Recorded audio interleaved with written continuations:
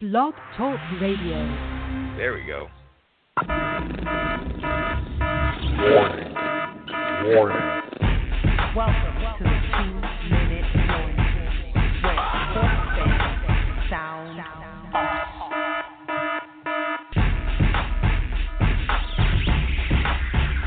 I'm trying to blow your mind. I'm talking literally blow your mind. I'm trying to blow your mind. I'm talking literally blow your mind.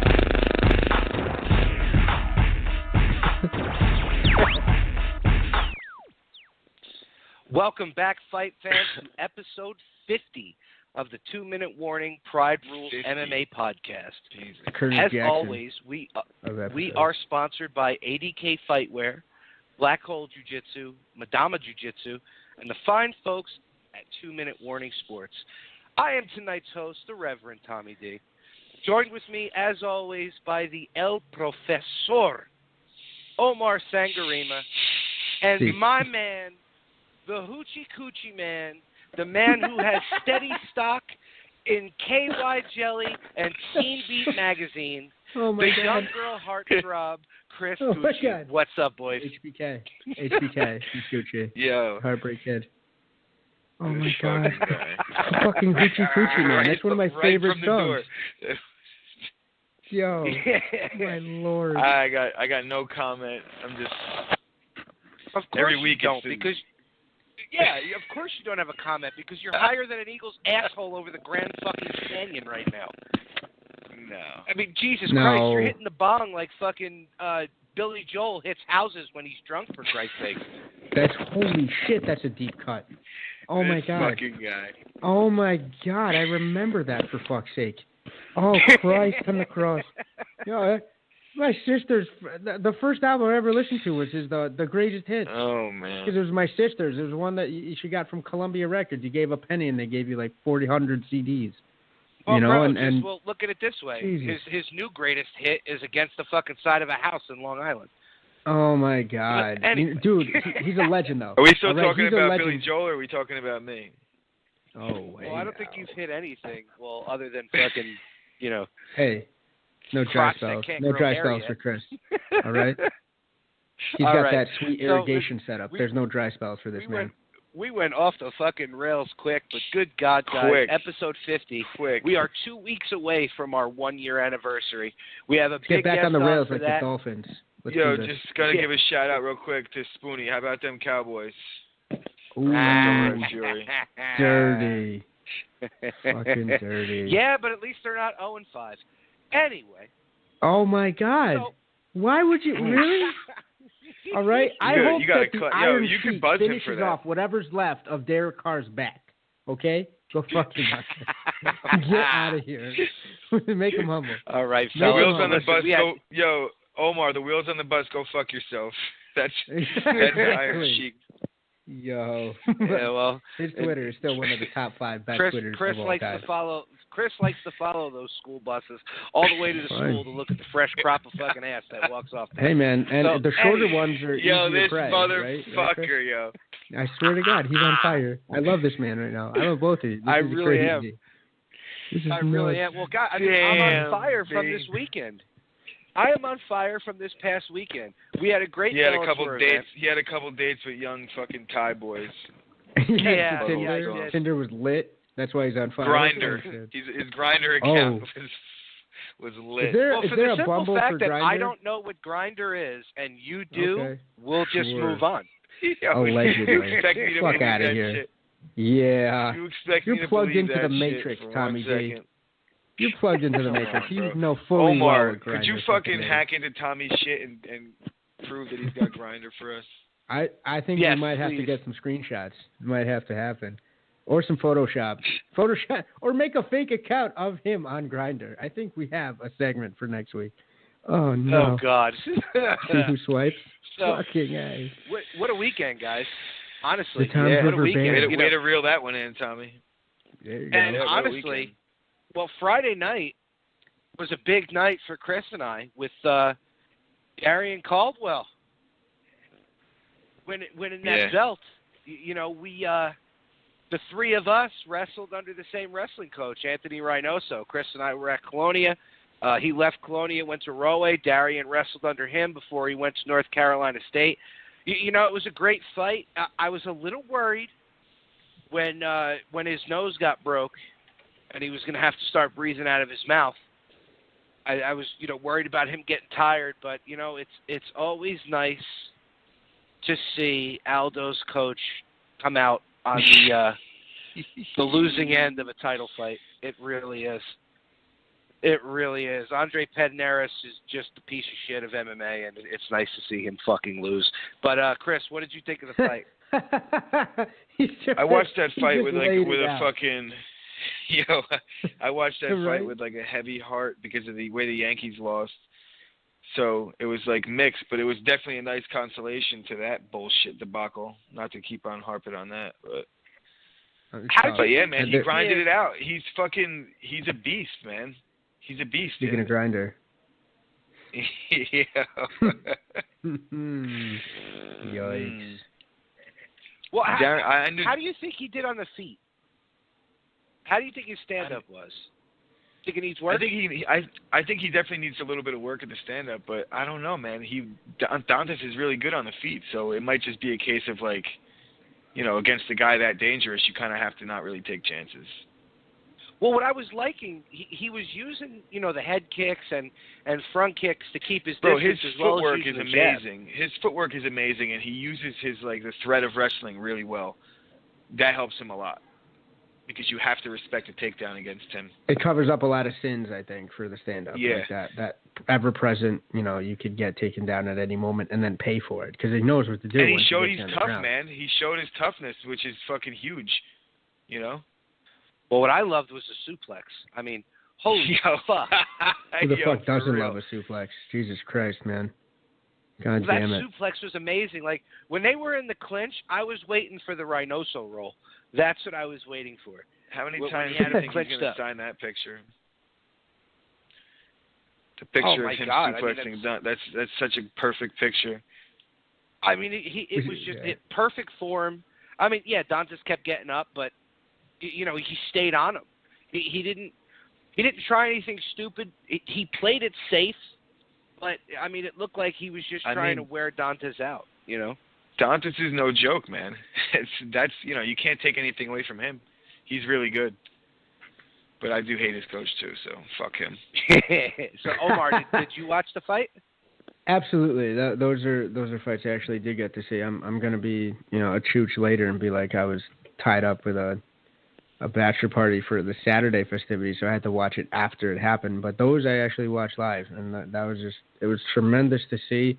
I'm very excited. I did post about this on the thread, I think, that I was tagged in. They're wising up. Didn't they stray away from having these Friday before Saturday cards for a little while? Yeah, that was a good point. It was the best. It's the best way to do it. You know, tag along and make it a weekend. Mm-hmm. You know, you can juxtapose both products next to each other. So for a discerning fan, you can go, wait a second, you know, which one do I prefer? Or you can just remember. If you have confidence in your product, you can go up against it and be like, look what we got. And also, you know, there's the ever-present value proposition of, hey, listen, it might be a pay-per-view, but hey, it's a pay-per-view. We're putting on free fights on a Friday, so you fucking decide what you want to do, you know? And I think that model is going to win out. You know, there's more gaps. There's more, you know, not to get gross, but there's more cavities for Bellator to fill with that free model. I want them to stay away from this pay-per-view business. I really do. I don't think you want to do one here and there. It might actually be a detriment because what you're going to try and do is stack it too much, and then you're going to thin out the rest of your cards.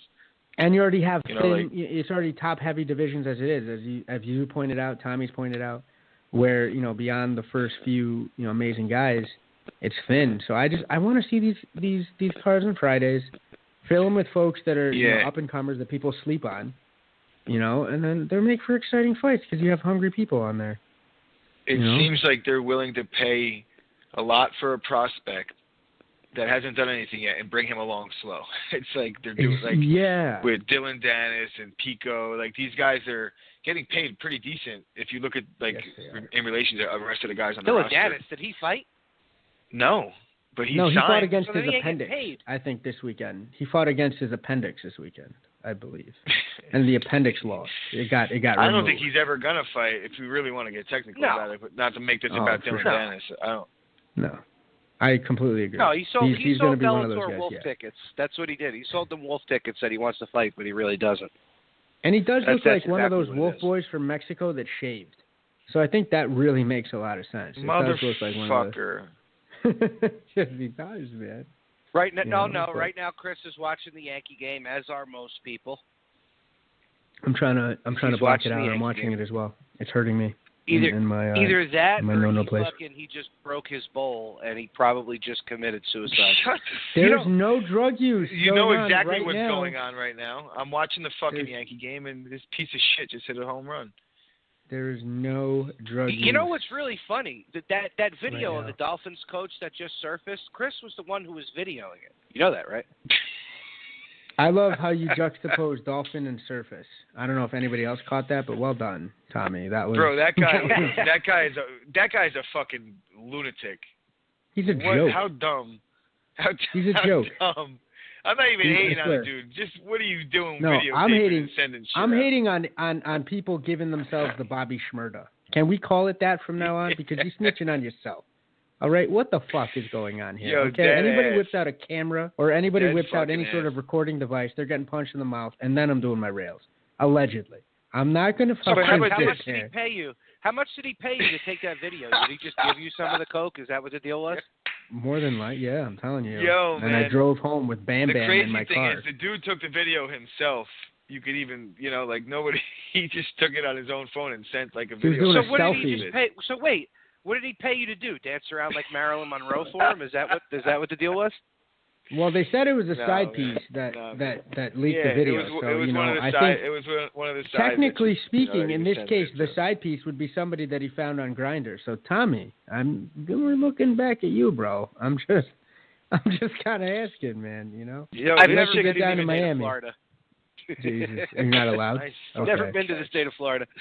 Oh, sure. Good for you.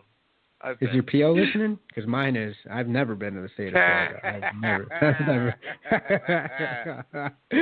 All right. Well, so gotta reel this one back in, guys. Exactly. Let's go. So, UFC on Saturday night. They needed this card good to be big. I like you that. like it, right? Seamless.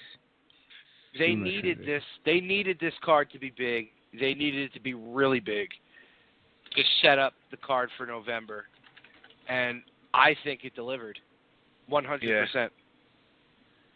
And we kind of clowned it. We clowned it last week. We did. We clowned it. It was kind of like, I don't really give a shit. I still like. All right, I'm gonna say two things real quick about the card. One. Bobby Green, Lando Venata, right? That was an amazing fight. Oh, thank you for just fucking burying what I was about to fucking open with. Well, that's right. That's why show notes before the show are great. Are a great thing, guys. Yeah. I'm just gonna order of operations. He did ask. All right. Well, then you know what? I'll just say the one thing, and then I'll let you fucking go. Go ahead. Lead. Fearless leader. No, what? You might as well just fucking let the cat out of the bag now. No, because it's good for later. It's better for later. All right. Well, before I was going to open with that, Magomed Bibliatov got knocked out by somebody that we were fucking writing off, Omar. No, Tommy. Were we not Tommy writing off works Johnny for the Moraga? fucking UN. This guy's getting these names like he's a goddamn translator. I love it though. Again, with the fucking you like that, right? Pronunciation. Yo, for real. But yeah, I definitely had nothing in my body told me that my man was going to get fucked up by that opponent. Too. Man. I just quick. He got, like you said in chat, he got iced. I think that was the terminology, and it was fucking spot on. Moraga, I swear, but what? Okay, yeah, give him. let's make Moraga number 12. Fuck you. No way. Like, it's big deal. Way to ice the guy and maybe get, like, did he get a performance bonus? Because that's probably the only highlight of his fucking fucking evening. Yeah. Because I don't even think he did. I don't even think he did. No, and all you got to do is look at the top of the card and see what just happened, right, at the fight we're going to discuss later, and be like, well, fuck it, I ain't got nothing for that. Because Magamev, blah blah blah. You know, just to spin off that, the two guys who 150,000 million trillion bajillion deserved a bonus got one. And Lando Veneta and Bobby Green. Another fight that we wrote off. Like, we made... How many jokes did we make about that, Chris? Because you started that one off. Does anybody else think Bobby Green is really Crazy Horse Bennett, like with a head tattoo, though? Boring decision. I actually said, Bobby Green's going to win by, like... Or Veneta will have what it takes to grind out a decision loss. A loss. That's what you said. That was the perfect way that you phrased it. Yeah. He has what it takes to lose. It started out like Bobby Green was done. Like he got stunned, and then it wasn't really a knee; it was a thigh. You know what I mean? So of course, you get the point taken away.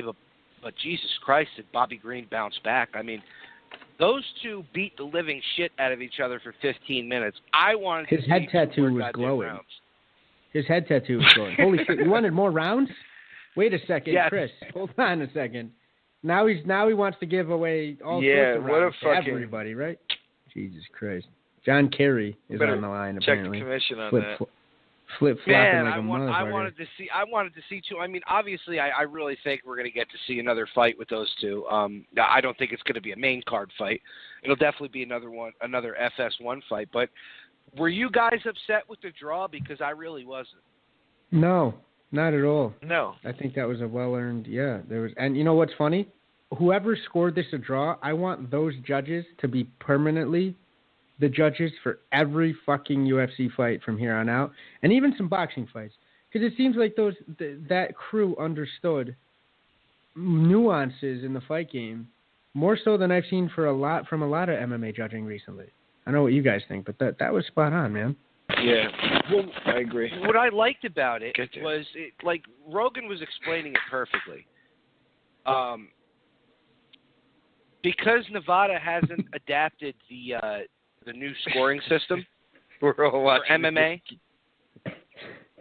Hey, Chris, if you're gonna fucking laugh about the Yankee game, mute yourself, all right? We're trying to be professional here, you fucking kitty toucher.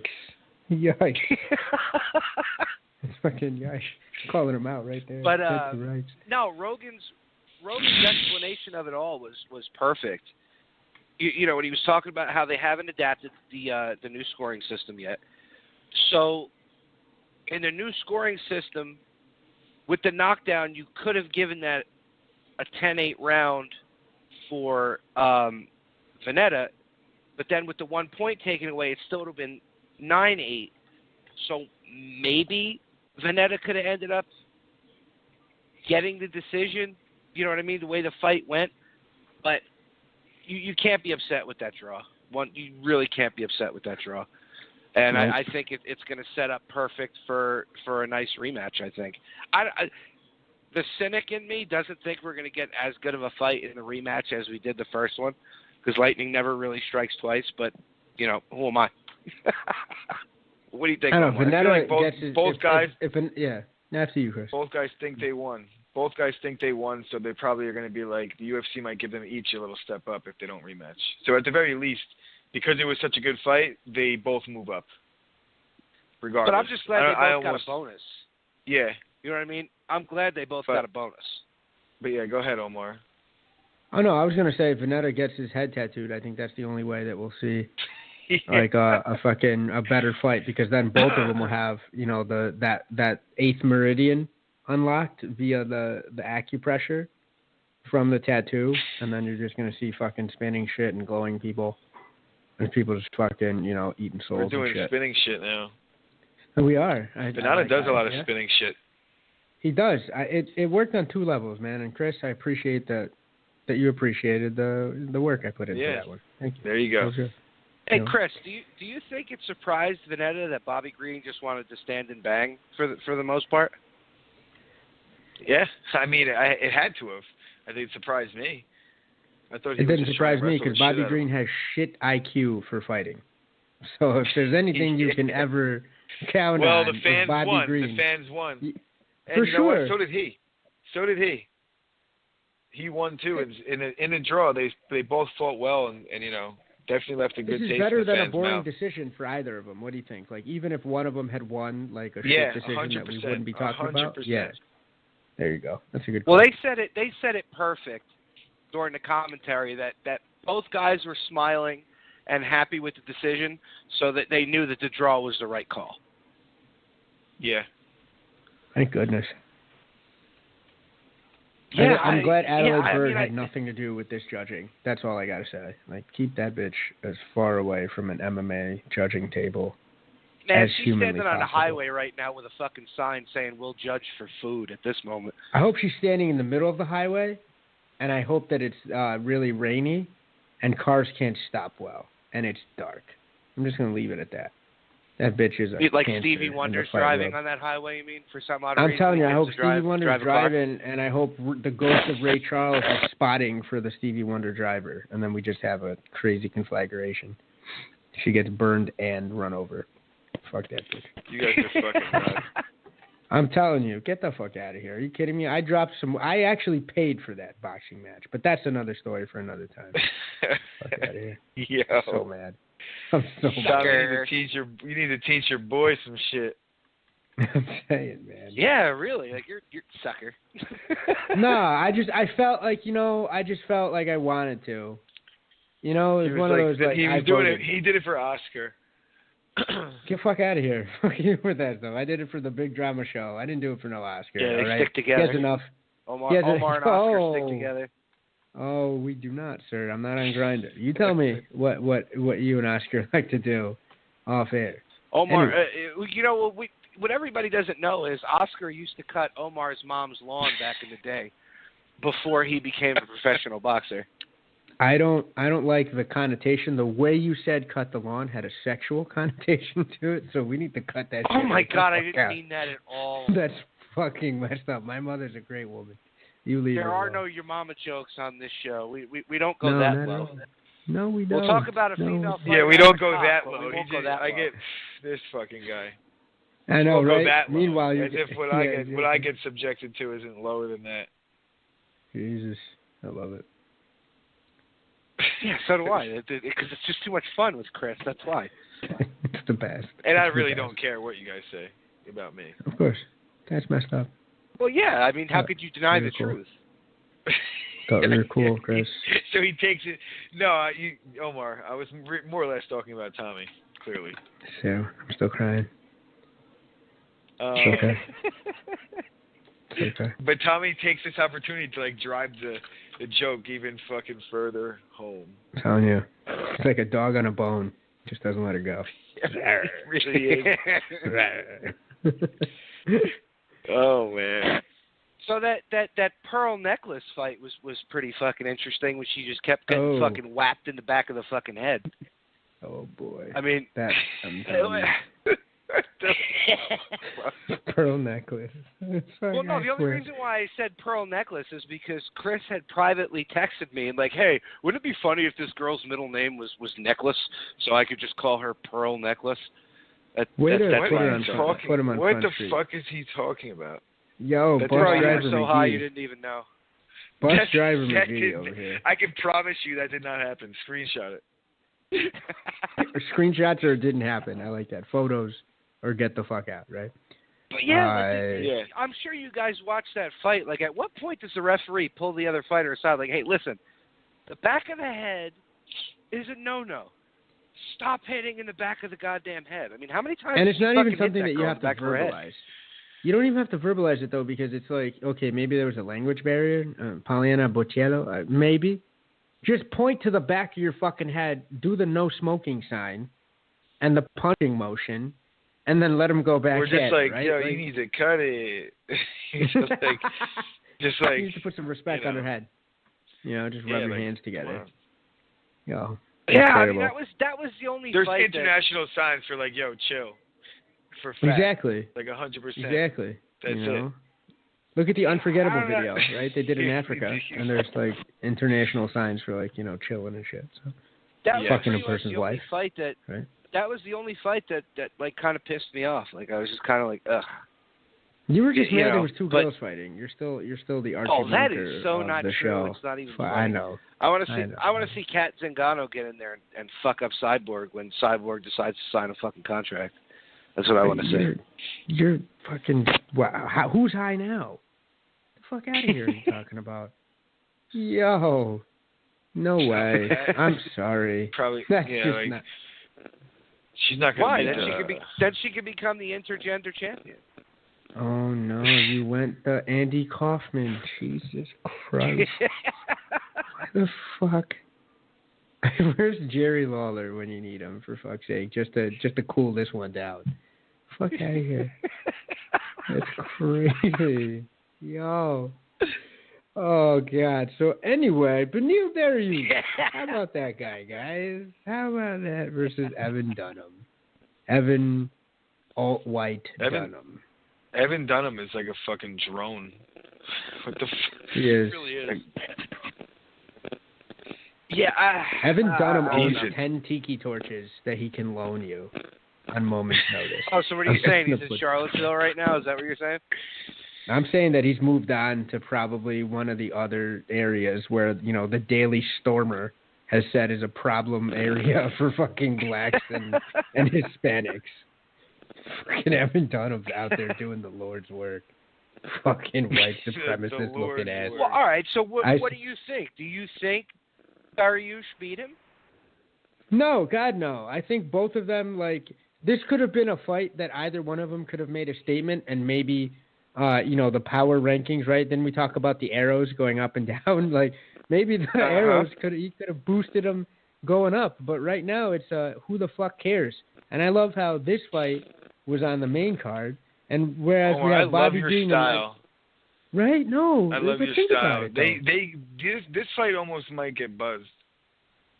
No, it's right on the cusp. It's on the bubble, guys. All right? You can't buzz fights that we're talking about, Chris. It's not your decision, okay? It's the 65th team, all right, and it needs to play another team to play in, all right. This fight is right on the bubble, okay. It got coached by our man Patino recently, but wow. No, this fight, yeah, but this fight was I don't know.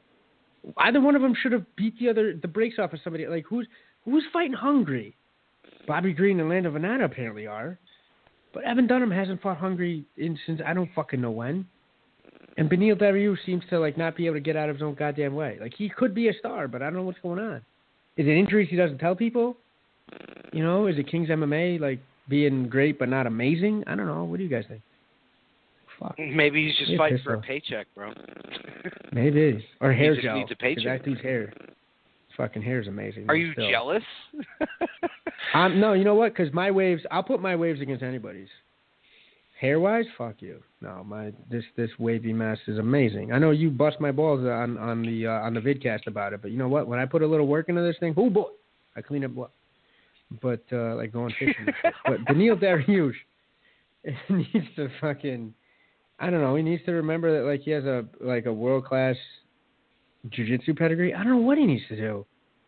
Fuck, man. I'm not sold on King's MMA as a camp as much as I used to be. I'm just not. I don't know. So where do you think he'd be a better fit then, with the skills that he has? Honestly, wherever the fuck Ferguson. Cesar Gracie Jiu-Jitsu. Cesar Gracie, I like it. Just going in with the scrap pack and doing D-ball with the rest of the crew. The guys who haven't fought since fucking Moses wore short pants, that group? You talking about? Jesus, yeah. The Reverend bringing it to the biblical reference. I'm telling you. No, get a 10th Planet guy. Ben Saunders and him as training partners, I think, would benefit both their careers. I'm thinking, honestly. Yeah, I was never really sold on either of them. Friday Tom River scores again. Yeah, baby. Yeah, you're late, bro. I was gonna say that before, but I didn't want to get fucking chewed out by fucking. I'm watching it on the FS1 app, bro. It's dickhead not host. There's a delay. But I've never really been sold on either one of those two guys. You know what I mean? I guess they're a good card filler. Or, you should go to TriStar. You know, by the way. With I think a lot of people should go to fucking TriStar. Seriously. One for the health benefits, right? Because Canada has universal health care. So let's get that first and foremost out of the way. You can be an MMA fighter and not, have to chop off your leg if it gets sick. You actually get looked at. Yeah, but Faraz Sahabi is like a Matt Hume. He knows everything about each fucking style. You don't need a jiu-jitsu coach and a striking coach when you go to a place like TriStar, because Faraz Sahabi could do it all. He's an MMA coach of the highest caliber, and he's good at everything. You're right. Yeah. You're absolutely you're spot on. 100%. So it's TriStar for the win for Dariush. He should go there. So, Chris, what were your thoughts on that fight? I think Ivan Dunham is a fucking animal. He can take fucking crazy punishment. I don't really, I don't have a problem with the decision because it was close enough, but it wasn't that exciting to me. That fight was, the main card the main events was where it was at. Even the Verdun fight sucked to me, to be honest. Well, we'll get to that in a minute. But what do you guys think is next for Evan Dunham? Does he get a higher ranked opponent, or do they kind of just keep feeding him whatever they can to fill a card? I feel like Dunham is the guy now that is where you take a young guy that you kind of want to see where he's at, and you put him against a guy like Dunham. He's just, he's a barometer for the UFC at this Dunham's point. the third Miller brother, I think, at this point. You know what I'm saying? Oh, wait. I'm just saying, like, hardy, good skills. There's nothing wrong with that. These guys are good fighters. It's just like I'm not excited to see them fight, and that's the problem. When you say Miller brother, we might be seeing a Miller brother in Bellator very soon. Yeah. Good. Now, I'm excited there. Get a rejuvenation of a career there. That'll help Bellator. It's not going to hurt the UFC, a move like that, but it will help Bellator. Well, because you know what it is? I think at 145, you'll probably see him and Aaron Pico probably the minute he comes in. Oh, no. I don't know, man. But here's the thing. Look, I agree with the fact that Bellator needs to sign these low, mid-level to, high-skilled UFC veterans to have their younger fighters build themselves up, man. You need to beat some names. The problem with Bellator is at the bottom of the ranks is you can get 5 wins in Bellator and be against a bunch of guys that nobody's heard of. So you go 5-0 against nobody. At least the UFC. I think Miller beats Pico right now, though. So I don't want to see that. I still don't like. Yeah, I don't know though. You don't know, man. I don't know. It's still a fight. I think he should be there. I think his experience, the experience that he has, would beat Pico. But let's not talk too much into that until he actually signs with Bellator, and we'll jump on to the next fight in the main card, which was Mara Borella and Calandra Faria. Yeah, you're a goddamn wizard, bro. Like with these names. I had no idea who either one of these two were, but nope. Mara pulled out that rear naked choke pretty goddamn nice. What do you think, Omar? She's got the squeeze, right? My girl Rooney Mara, right? She doubles as she's in the movies, and now she does rear naked chokes in the UFC in her off time. Apparently, when she's not making shitty movies with dogs, and service dogs and all that shit, she's back on her grind, doing fucking UFCs, doing straight to DVD in collaborations with Air Bud. She's out on the circuit fighting broads that sound like they should have been with Oberyn Tyrell, storming Westeros. Calandra Faria, like she sounds like a fucking female assassin. Come on, man. If you say it angry, like it sounds amazing. But I mean, at least it sparked off. I love jiu-jitsu. At least, right? Yeah, exactly. That's what I can say, right? Right. Exactly. Like I love jiu-jitsu, so I'm gonna always be like, "Yo, rear naked, yeah, let's get it." But Yeah, and you're right. It did finally like move this card out of the doldrums of decisions. You know, and then fucking reminded people. The curtain jerker was a draw. Oh Christ! It reminded people that people want to, you know, like Herm Edwards. Let's modify that. Why do you fight? You fight to finish the fights, right? Like, why do you play? You play to win the game, for fuck's sake. Like, Jesus Lord. You know a lackluster curtain jerker, which ends up being a draw, and then you get this next fight that sparks the excitement of ending in a. In a finish, which is and nice. It was relatively quick, is what I like too. Yeah. What was it, like 2 minutes and 54 seconds into the round? I think that's what it was. Like it was quick. Yeah. Oh yeah, dude. It was like within the first 4 minutes, I think. Right. It was like two and change.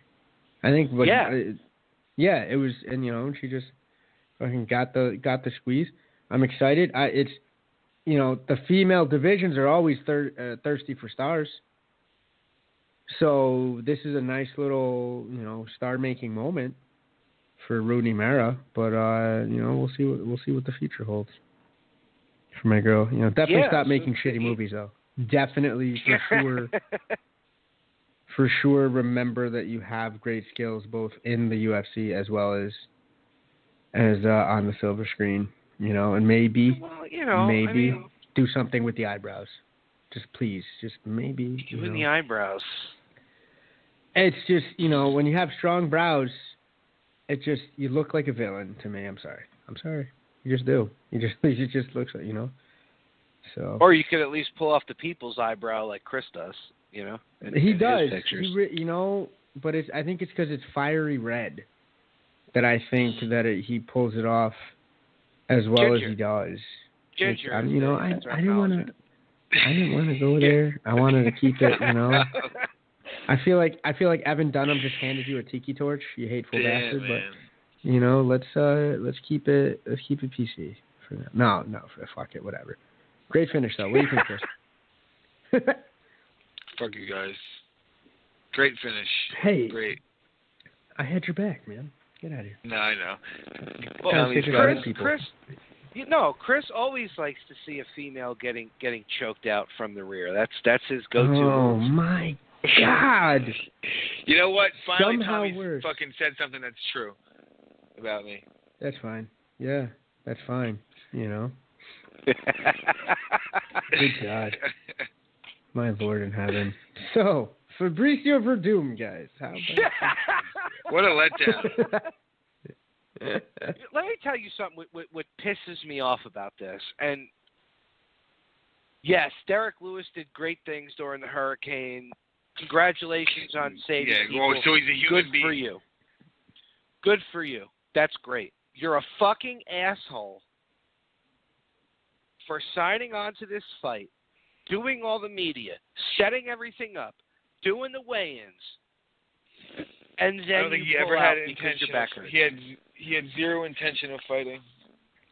Yeah, absolutely zero intention, I think. What the fuck?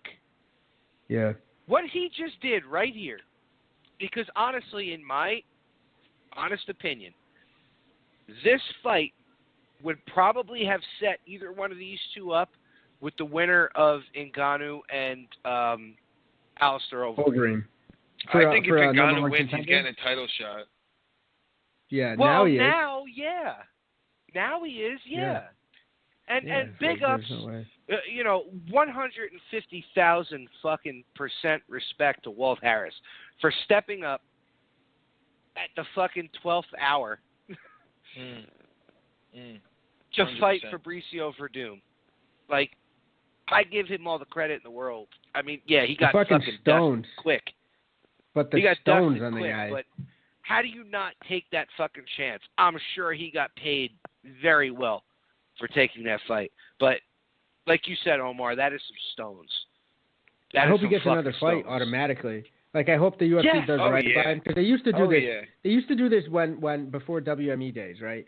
Where like if you did this, you stepped up, You got paid. You probably got like, you know, a little bit more money in the back door or somewhere. Not in the back door. Fuck, Jesus.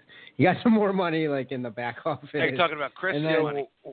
You know, but then you also got extra, like another fight. Hey, thanks for stepping up. Now you have a full camp. I mean, Pat Cummins, I feel, has made an entire career. Bro, I was just gonna say the dynamic. I was literally gonna just say that name. You know who else did? I think Latir, the fucking dude that. Ilir Latifi. Ilir Latifi. Yes. Yeah, Latifi. Absolutely. Yep. I think he is also a product of that, where they just carved out a UFC career out of stepping up. You know? Yeah, fuck it. You now, know, if you're Fabricio Verdum, this should piss you off because, like I just said, the win against Harris does nothing for him. Nothing.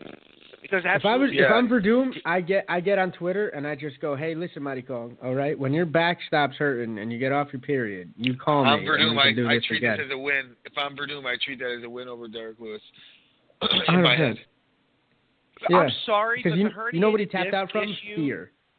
Fuck you. The herniated disc issue is, I'm sure it's not something new. I'm sure he didn't help it when he was, you know, getting all those people out from the hurricane, which is 100% awesome. I'll never degrade a guy for doing something like that because most people would never fucking do it. I wouldn't do it.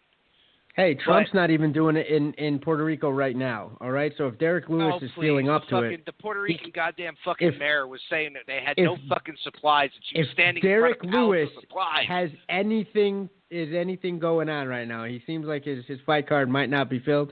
He can get on a boat to Puerto Rico and save lives I don't do there. politics or fucking anything like that, guys, so you guys can have He's out, right? He's out. So you want... If he all right, could buzz so the us. intelligent conversation gets to take place then. But, no, if you want to have an intelligent conversation about politics, it'll be me like bashing the entire, you know, both sides. No gods, no masters. Is that what I'm getting from you? Okay, I like it. Yeah, I'm with it. Like, but yo, okay, so now Derek Lewis though, what the fuck? And I'm asking this serious. If you're Dana White, seriously, guys, do you book Derek Lewis for a big name again for his next fight? Honestly, I book him against LeVar Johnson. I book him against LeVar Johnson in the pokey, and we film it. Yeah, Derek Lewis has to do some things. He's been, first of all, do some things. he's got to earn his way back, man. He's not showing me that he's taking it serious. Yeah, but you know what I'm saying? Like he's eating ribs before a fight that he fucking gasses out. You know, like there's just you got to take it more serious if you're going to fight at this level. Otherwise, it comes out. And it shows, and it's starting to show. Verdum, like I said, I think the result would have been the same, bro. I think Verdum would have done the same thing to him that he did to this guy. Just it might have been in a minute into the second round, as soon as Lewis was tired, which would have definitely happened. Well, the thing with the fight, it would have been with Lewis. Like I said, this was probably going to be a fight to get somebody, the winner, a fight towards the top of that division. Because I don't think, like, maybe if Ngannou beats Overeem, well, now for sure, if he beats Overeem, he's definitely getting the shot at Stipe.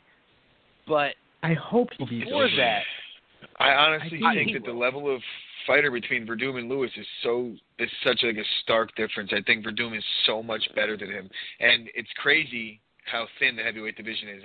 That would have catapulted Lewis from where he was to where he would have been. And what you're saying is true, though. He would have really been in line, you know? Yeah, and I mean, I think he really screwed the fucking pooch on that one because, okay, I understand, you have herniated discs in your back. But like I said, it's not a new issue. It's not something new. Get some injections. So, bro, you don't decide the day before the fucking fight that you're not fighting. You got, you do what you got to do. You either a while back say, hey, listen, I fucked up my back. And you know what? Think about the narrative real quick here, guys. If he goes on and says, listen, I had a fight signed, but you know what? I fucked up my back. Oh, what were you doing, Derek? I was saving fucking lives after the natural disaster. Who's going to give him shit for that? He heals up. He gets it ready. Or he could comes just say, out I was and then, training. Like, he could say whatever the fuck he wants.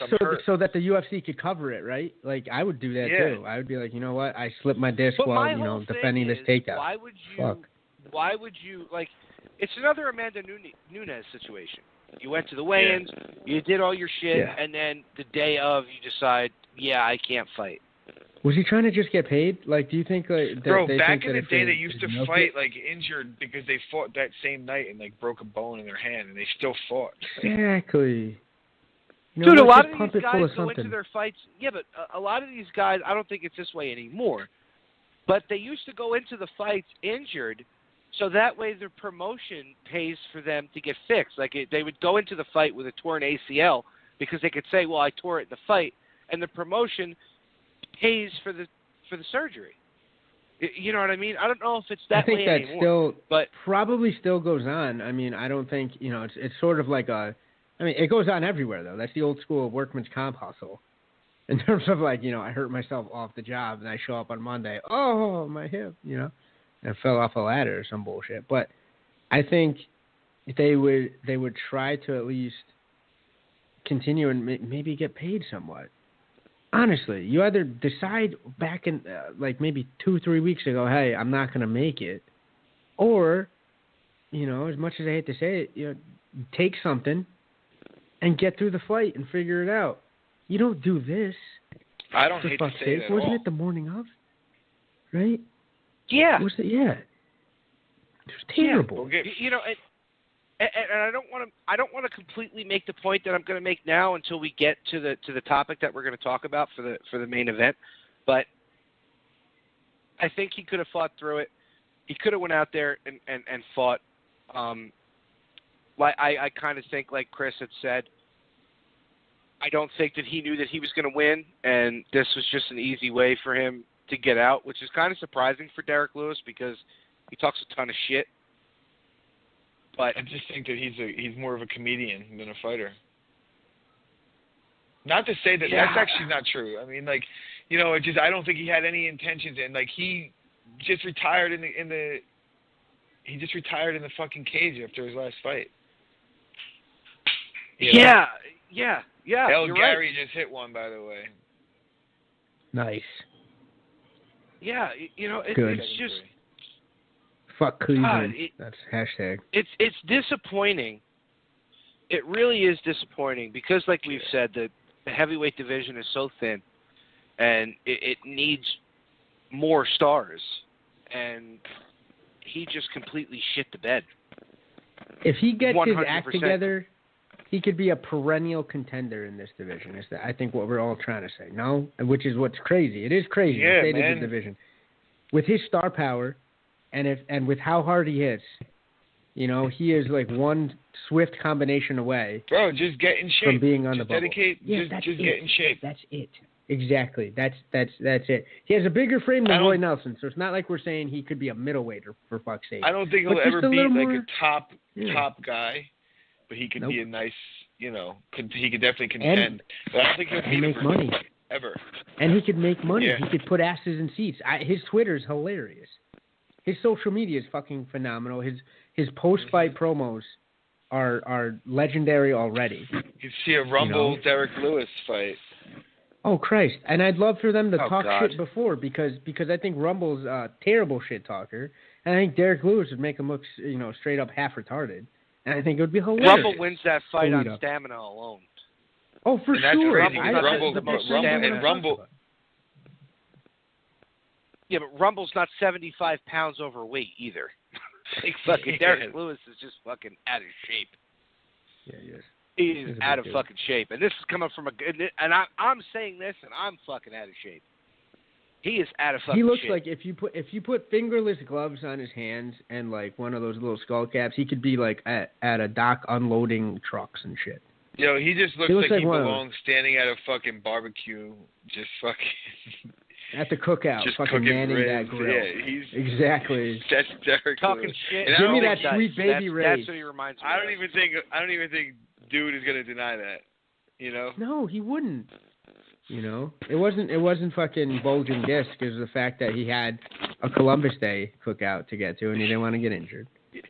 And he was like, "Yo, I'm having the crew over." What I think Verdum needs to do now is wait in the wings until the Ngannou-Overeem fight happens, and he needs to start talking shit to the winner of that fight to try and get a fight with them. That's what I think he needs to do. Because he he needs kind to of get got on PRP for his back. That's what he needs to do as well. Like whatever's going on with that disc. Get it. I'm done. talking get about it. Verdum, not Derek Lewis. I'm sorry. Derek Lewis My now. apologies. I'm sorry.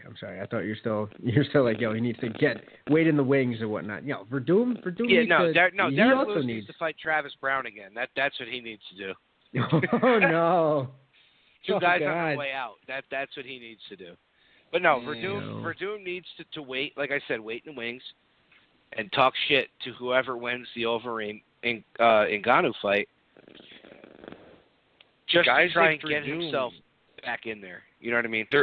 He's always around the top, and like as soon as someone is needed and he's available, they'll use him in a big fight because he has the career achievement where you're not going to look at him against any heavyweight and be like, that's a terrible matchup. He matches up against everybody, I think. Yeah, and the shitty as well. And the shitty part with that is it keeps Stipe on the shelf longer. Yeah. You know, that's the other shitty part. You know what I mean? So do I think Ngannou's ready even if he beats Overeem? I really don't know. You know what I mean? I really don't know. But I don't know that they want to. You can't keep Stipe. Well, that's the problem. You can't keep Stipe sitting and waiting for a fight. You can't. And I don't know that it's a good idea to have, like, Ngannou fight Verdum before you have him fight Stipe. You know, like, you're going to run the risk of fucking tarnishing that star and ruining a potential, huge championship fight. Nobody. Yeah, but if Ngannou. Go ahead. You're running the risk of that if after Ngannou beats Overeem, if he beats Overeem, and then he gets to fight Stipe anyway. You know what I mean? Like, you're running the risk no matter what. That's how thin this heavyweight division is. Like, they're only talking about a handful of guys. I mean, that's kind of the way it's been for a while. We just got to get our boy a case of Rosetta Stone, though, if he really wants to make a legit run at the title. Ngannou, I feel like he might be great, but I don't know if he's ever going to get the push or the longevity of his career. I mean, what's the sort of marketing can you do? Like the mute savage, the mute monolith, the mute crazy man? The thing about fucking heavyweights is, man, it's the appeal is just the size. Like these two big motherfuckers. It's like something that you can't identify with as a normal person. It's like primal. Like holy shit. It's just very, very risky tribe. to be in there with that guy. Yeah. It's like, yo, this is a scary looking guy that's going to go fight this other really scary looking guy. But imagine if he talks shit too. Yeah. Yeah. I'm he's great at talking shit over Twitter, unless that's not him. What are you talking about? Shit talking on Twitter. If grammar works, then it's not him doing it. I'm gonna go out on a limb right now. If it's anything remotely looking like okay English grammar, it ain't Francis Ngannou. I'm gonna hate to burst your bubble, guys, but it's just not him. It's somebody's like, hey man, for $30 a week, I'll do that for you, and we'll see if we can get some hits. I guess it's really true that the allure of the heavyweight is gone. It's gone. The heavyweight division is not the top tier division anymore. Well, Chris has a reason for that, right? Chris has a really great thesis that's going to always be the case until the money changes. No, right? Yeah, and even probably that even the money changing might not change much because it's not like a team thing. Early in life, it's not something that you're like going to get pushed towards as like an organized team sport. It's always going to cost money to train, unless it's boxing. But the NFL is just an easier road, or the NBA or any other sport. And it's more money. Easier road and more cash. Still, I think I know you said even with things being equal, I don't think they ever will, first of all, but yeah. No, I mean, it's just, I think for you might have like a couple guys in the UFC that make what a couple guys, what the average NFL player makes, but the minimum salary in the NFL blows away. Not Aaron Rodgers money. They're not going to get Aaron Rodgers cash, right? No, and like they're not even. These guys aren't even getting practice squad money. Let's be real. Like you're a practice squad player. You're getting like $10,000 a week. Exactly. Mitrione would probably drop what he's doing if he was getting, like if he was able to play at that level, he would have never made the transition. You know what I mean? Like if he was able to play and continue to play, you know what? Or like a Brendan Schaub, say, would we be talking about him as a MMA guy and a commentator and this and that? Bro, like he had been able to hack it. I still can't see him as a football player. But that's my point. As a football player. That's my point. That's my point. Yeah. It's like you see these guys like Ovin St. Preux, who's ranked, in the top 10 in the world at light heavyweight, and he just made it to college. He was like, he never trained MMA. He's ranked football top 10 player at UFC. Tennessee. He's ranked top 10 in the UFC. I know a few light heavyweights that'll fucking dust his ass. One of them will be on the show next week. Fair. Oh, you understand my point, though, is what I'm saying. He could be top 20 in the world. That's fine. He's still a failed football player. Like, if he had his choice, he'd be in the NFL right now. Oh, yeah. Yeah, but don't you think he could have went the route of the NFL? He tried. He really wanted to? He tried. He had a cup of coffee. He played college football at Tennessee. If he was good enough to get drafted, he would have gotten drafted. It's that simple. Yeah. Well, Wayne Corbett would tend to differ with you. Well, that's fine. But Brock Lesnar is another example. Wasn't good enough. There's outliers. Brock Lesnar didn't play college football. It doesn't matter. High school football. It's fine. He still wasn't good enough to. All right, we could go on and on. You agree with me? You're just going to play devil's advocate and argue. But Absolutely. You agree with me? Yeah. On this argument, though, guys. On this argument, I gotta. Yeah, let's bring it. Let's get it back to where we were, Tommy. Come on. But yeah, it's just, to me, it's just upsetting that the heavyweight division is like, it's set so far on the back burner, it's not even funny. But when Cain Velasquez was on top, fucking Dana White was jumping on his back like a fucking spider monkey, humping the back of his fucking head. That's probably why he has bad back issues at this point. That's because Dana White's not a light man, And your heavyweight champion now, not only is he a great fighter, he's a goddamn fireman.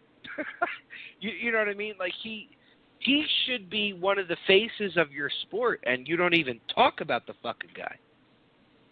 I don't get it. I don't get it. It's because they don't have. It's almost like the DJ thing where they just don't have the opponents to build them up against, and you need, It's like, what are you selling exactly? I mean, just like DJ, Stipe cleaned out that division. He cleaned out that division. The thing is with DJ is he cleaned out the division 8 years ago because there's only 3 guys in it. Well, we'll get on to that for the main event. But I'm talking about Stipe in general. Like he's beaten all your top guys. The only guy he hasn't beaten yet that's a top guy is Francis Ngannou. And is Ngannou even ranked as a top guy right now? Yeah. Where is he ranked now in the heavyweight ranking? I think he's top. Yeah, he's got to be top 15 at least. Ngannou? Yeah. Ngannou's top 5. Let's settle this. Hold on. Heavyweight. You got to be 5th. Young Jamie is checking it out right now. Powerful young Jamie. Exactly. Thank you. I like that. Yeah, there's no way that. You're gonna if you could sit here and name fucking 15 heavyweights of the past decade better than Ngannou, you might. That's how weak it's been. Tank Abbott is ranked as a heavyweight in the UFC right now. Yeah. I think he's number 16. I can't see 16, but you're probably right. Yo, if Travis Brown's number 14, Tank Abbott's top 25. I'm gonna just leave it at that. Like let's be serious right now. LeVar Johnson is number 26. And Travis Brown hasn't won a jail. fight since Chris actually fucked a chick his own age. Oh my Lord! I think probably before that, but honestly, I don't think I ever have. For what that's fine. Maybe here comes the FBI in Parlin, New Jersey. My own age. I mean, it's not even after dark. It's not 10:30, guys. We can't be dipping into this sauce yet. Let's keep it. Look, I'm just sitting here taking fucking shot after shot. Being cordial about this. Yeah, you're like Martin. Yeah, just taking shot after shot, but it's neither here nor there. Sports related. Well, no. Chris isn't the one getting facials. Chris isn't the one getting facials. Dude, Tommy is fucking. This guy is relentless, bro. He's like a dog, like a junkyard dog. He's meaner than a junkyard dog. So yeah. I think we ground Verdum into the dust. Walt Harris, great for stepping up. God bless. Hope you have another fight, and hope it's not against one of the top 3 heavyweight jiu-jitsu players of all time, and you can show off some skills. Okay, but we were asking what Ngannou was ranked. Fourth. I said fourth like 4 times. Fourth. Jesus Christ. Fourth. Tommy. Really? Yes. I'm looking at him right now. UFC rankings. Yeah, he's one above Mark Hunt. Oh Christ! Oh God! Oh God! Mark Hunt's there you go. There's the next fight. Mark Hunt and Ngannou. Yep. Oh Christ! Just punch Hunt into retardation. That's all. Oh no! He's already having problems, Tommy. That's fucked up. Yo, Hunt is calling out Verdum. Called him a turkey chicken shit or whatever for trying to pick on a small guy. Hunt is trying to get that paper, yo. And he's still, you know what? I still guarantee you that he'll make less than Verdum, and it'll still piss him off, like no matter what. Oh, 100%. Like, I'll give Verdum $1 more than whatever Hunt gets paid. I don't care what the contract says. Here's $1 more than what you're bringing in, Hunt. No, sign on the dotted line. And you know the worst part about that is, I think Verdum taps out Hunt with like a flying fucking triangle. He pulls out the flying sorcerer, the flying double sorcerer. He just does some weird shit that you see on a YouTube video that could never really work, and then he's just like, "Fuck, I'll try it." Hunt is a typical guy. Hunt is the guy that knocks guys out. Yeah, but the flying front kick against Travis Brown with Verdum was fucking amazing. I don't care what anybody says. He almost pulled off a WWE drop kick. That's still like a meme forever, I think, and as it should be.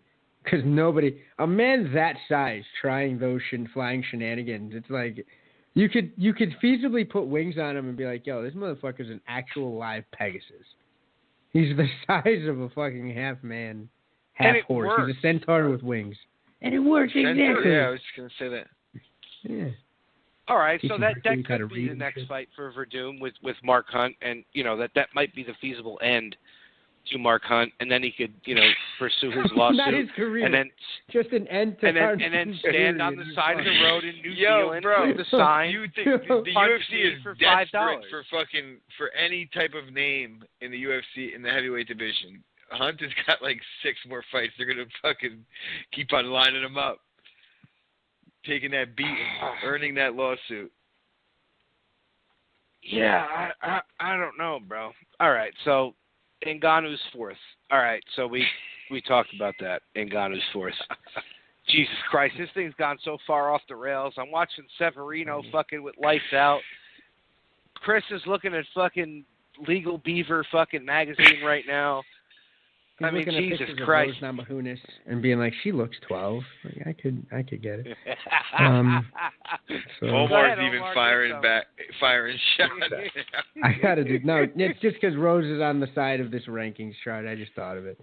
But yeah, Alexander Volkov's number Sid 7. From Toy Story, not Rose. Sid from Toy Story. Is that what you're talking about? She's got a thicker neck than Sid, and you know what? I appreciate it. Marcin Tybura. Alexei Olenek. Stefan Struve is number 10. For fuck's sake. Could somebody rejuvenate this heavyweight division? God Stefan damn it. Struve. Number Does 10. he even have a fight lined up in any country? I think I thought he had I thought he had open heart surgery. He has I was gonna say, Chris, he has a Jarvik 7 in his chest right now doing the fucking heavy lifting, and there's no way that he should be allowed to do anything. So what you're Mark saying? Hunt killed him a while back. Wait, so I think what you're saying with a is chest punch. So what you're saying is when you fight Stefan Struve, the first thing you go for is you punch him in his chest. That's what you're saying. 100%. Preferably, 1,000%. you know, his left side, you're right. Exactly. You give him the Charlie Murphy kick and you kill him. You just kick him out a window. Fucking holy shit. Charlie Murphy. Oh my God. Charlie Murphy. Charlie Murphy. I'm bleeding from a chest. I propose a truth. So we'll see what happens with Verdum. I mean, fuck you, Derek Lewis. Honestly, 100%. Fuck you. Fuck you. Oh my God, I love this. I hope he gets into it with us on Twitter. I hope he Oh my God, I'd love it. Fucking gangster. I would love it. That would be phenomenal. Because, here's what pisses that would help us out. This is the reason why it pisses me off. Not gonna lie. He was on UFC Unfiltered, the show that aired on Thursday. And, he's talking about what he's going to do and all this other shit. He does all the media. Everybody's hyped, just because it's Derek Lewis. Everybody's hyped. And all the shit that happened with Verdum and El Kukui. So everybody just wants to see this fight. And you pull out the morning of. Fuck you. Fuck you. 100% fuck you. At least have the decency to pull out the next morning. My pull-out game is pretty strong, but I've never even done that. That's beyond AKA levels of team pull-out, man. That's when you got the Cromartie sperm, and you got to just pull out days in advance. You can't even risk it. First Derek Lewis gives fucking Paige Van Zandt pink eye, then he pulls out of the fucking fight. I just don't get it. I'm telling you, that's how he hurt his back. Paige. I'm gonna hold that he hurt his back doing some devious business, some creepy business with some white broads. He's dishing out pink eye. He pulled a Jack Johnson and took white broads across state lines, and that's still a law somewhere in this backwards ass nation. So he's probably getting caught on charges. Yeah, he lives in Texas, so probably right in his own fucking neighborhood. 100%, exactly. He can't bring the white lady past the county line. He can't even do that. Well, he tried pulling white ladies out of the drink. You're under arrest. Exactly. You saved my wife's life. Say boy, that gets the buzzer. That gets the fucking buzzer. It was a bit. I didn't say boy. Tommy has to call it out. What a fucking. Yeah. No, you did. I heard it, and we can roll it back. Can't be using racial epithets. But I was actually making fun of a racist. I was making fun of a racist being racist in that situation. Yeah, tomato. Don't start. Tommy's the resident racist on this show. We all know that. I love it. Yep. David Duke has him on speed dial. Hits him up for campaign speeches. You hear how hard he caped up for Trump before? As soon as you said something. No, you hear how he has a side job writing speeches for Kid Rock for that Senate run? I'm proud of Tommy right now. He's getting that work. Oh, well, thank you. Yeah, Jesus. I worked hard. Breitbart actually employs Tommy now. It's pretty amazing. So. Let's keep this bitch rolling along. Exactly. Demetrius Johnson. Mind blowing. God. This man created history last night. Well, rewrote history Saturday night. This is definitely a record that will never be broken again. Nope. For a very long time. In a fight that, holy shit. When you talk about a guy. You don't think Conor can break that record? No. You know why? Because he hasn't defended one fucking belt. Oh, my God. Conor moths to a flame. Is just like a fucking welfare abuser. He gets the entire world at his fucking feet, and he does nothing with it. Jesus anyway, Christ. Don't get Back me to fucking resident started racist. Tommy D. Don't get me fucking started on that shit. But, Omar, I know you watched this fight, and all the credit to Ray Borg, because this guy fucking tried everything he possibly could. Every single round. Like, you know he was exhausted. You know he was tired. He was getting battered, beaten. It was ugly, but he kept fucking fighting hard.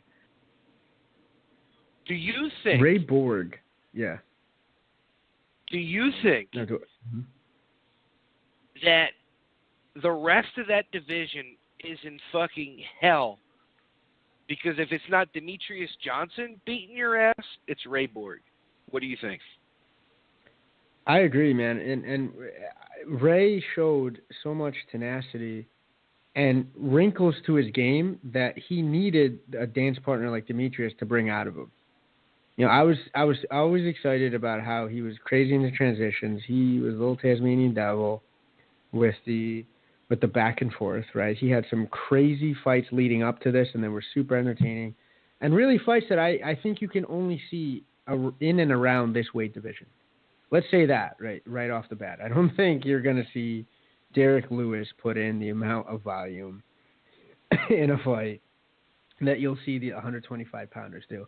And what made me a little kind of feel bad for Ray in a sense is he fought the fight of his life, I feel like he fought above anything we've ever seen him fight, but he was just fighting the best to ever do it to this point. And let's face it, bro. Who the fuck pulls off a suplex into a goddamn arm? Yeah, that was crazy. I mean, I'm not trying to discount Ray Borg's abilities or anything like that. I just don't think that these guys, I don't know, it's got to be a combination of the two. Like, DJ is great, but I just don't think that there's anyone in his division that's even close to his level. I don't know if that's just a product of his greatness or just they... The GOAT. Say it. The GOAT. GOAT. I mean, how many GOATs are there in your mind? Well, he's the right best now, he's mixed the martial artist GOAT. ever to you? I don't agree with that. He's the number one GOAT right now because next to Fedor... Nobody's ever had. Yeah. I think that there's a guy now that can make 25 that will probably beat him. Who? Dillashaw. Or Cody. Yeah, you would say that. I don't. Racist bastard. I don't. Wouldn't. No. After seeing this.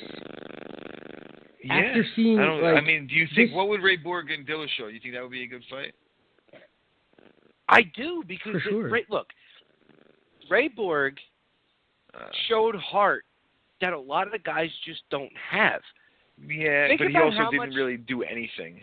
Like he got pretty. DJ did exactly what he wanted when he wanted. He couldn't. So I'm not anything. gonna. I agree. Ray Borg showed heart, but he didn't show me much in terms of like his ability to I don't know how to put this without coming off like a prick. Bro, could it just be that Demetrius Johnson is just so good that it doesn't matter how good you are, you can't. It could be. It could be. But I want to see him fight more guys that I think are a threat to him. I did not think Ray Borg was a threat to him. I'm sorry, I just didn't. I think watching him fight a Dillashaw, then I'm like, all right, Dillashaw has held the belt. He's proved at a higher weight. Good cardio. Not really going to find many guys that gas at that weight, but. And DJ, I'll give him this, man. The way DJ handled the post-fight was beautiful. Here's the thing. You'll call Anderson Silva the GOAT when he really did the same thing that Demetrius Johnson's doing. He fought everybody in his weight class. I'm sorry. The two light heavyweight fights he fought against was Stephan Bonner and Forrest Griffin. Anderson Silva had this dynamic. He had something dynamic about him in the way he finished certain fights, a lot of fights, and Yeah, man. Like I'm not. He's not without faults too. The Maia fight, he handled that fight like shit. But Anderson Silva showed up and like put on crazy performance after crazy performance for a while, where he was finishing guys with spectacular shit. So was DJ. I don't agree with that. Omar? I'm thinking that we could put DJ in the Legends bracket right now, and he would take a fat shit on Anderson Silva. So first and foremost, I want to get that up and out of the way, all right? Because hashtag fuck the seeding in that bracket. I will be forever salty about how that was handled. We got to do another one. Maybe we'll do one after the anniversary show. Or we can make it like an every March thing. Why not? I'd be down for that. Like it goes kind of with the whole March Madness and bracketology. Yeah, but I think what the only knock on DJ right now is one that's, I think, out of his control slightly. And I say slightly because he did have an opportunity with Dillashaw. Right now, I think he needs to go and move up and take that fight with Dillashaw and start making a campaign at the higher weight class and seeing how he does. He's gonna. His place is cemented, though. But right now, if he wants to be, he's the best doing it right now. If he goes up and at least engages and give those killers at 135 runs for their money, I think he could. I think on given days he could beat any of them. I really do. But I think the margin of error is going to be smaller at those weight classes. We can pick it apart if and when it does happen. But if he makes a campaign at 135 and he has any sort of decent success, best ever, hands down. Right now he's the best doing it right now for sure. His game is outrageous, criminally underappreciated. I think it's going to be one of those things where he might retire and we might not. We might then look back and go, oh, wow, he had a tremendous career, when you see how many other people are going to try to do what he did and fail and stumble. What do you think about maybe the idea that like a guy like Anderson Silva, his like own lack of ambition to do something great kind of hindered him? Because I think at a certain point he was definitely the best light heavyweight in the world as well. When the Rampages and the Forrest Griffins were the champion and he was a champion at he could have been a champ. I agree. What do you? Is that where you're going? Like he could have. Yeah, like he kind of like respected the fact that wasn't his weight class, and he just stayed in his lane in that sense. He moved up, but like made it clear, I'm not challenging anyone for the belt. I'm just doing this to So I give Silva credit, man. Like he bounced around a lot. He did things that you don't see a guy like DJ doing. So I think a lot of that goes unnoticed. I mean, granted it was a James Irvin, but it was also Forrest Griffin. Who was a UFC champ, I think, albeit one of the worst ones. But it was a punch on Forrest Griffin that week. We found out later, right? Wasn't he dropped or concussed like something in the week leading up to the fight? A couple times. That sounds like a personal problem. 3 or 4 times. Well, no, but like a personal problem.